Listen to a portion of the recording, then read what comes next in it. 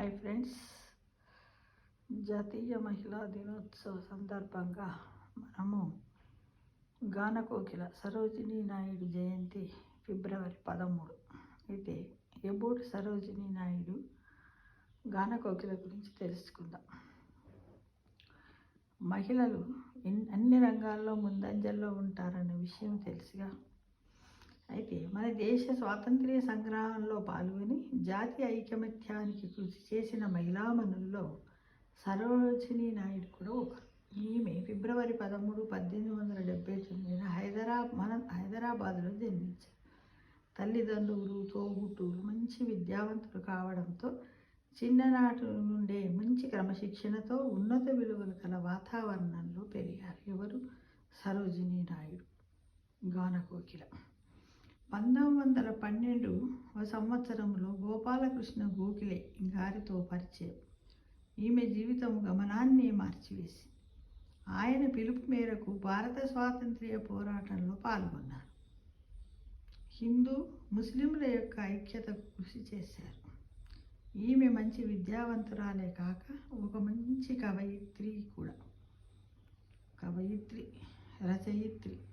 తన కవితలను తానే స్వయంగా పాడి భారత గానకోకిలగా పేరు తెచ్చుకున్నారు. భారత జాతీయ కాంగ్రెస్కి అధ్యక్షత వహించిన మొదటి భారతీయ మహిళగా గుర్తింపు పొందారు. గాంధీ గారి ఆధ్వర్యంలో అనేక ఉద్యమాలలో పాల్గొన్నారు. శాసనోల్లంఘన ఉద్యమ సమయంలో స్వయంగా గాంధీ గారు ఈమెను 2వ సత్యాగ్రహిగా కూడా ప్రకటించారు. స్వాతంత్ర్యము పొందిన తర్వాత దేశంలోని మొదటి మహిళా గవర్నర్గా ఉత్తరప్రదేశ్ రాష్ట్రంలో పనిచేశారు.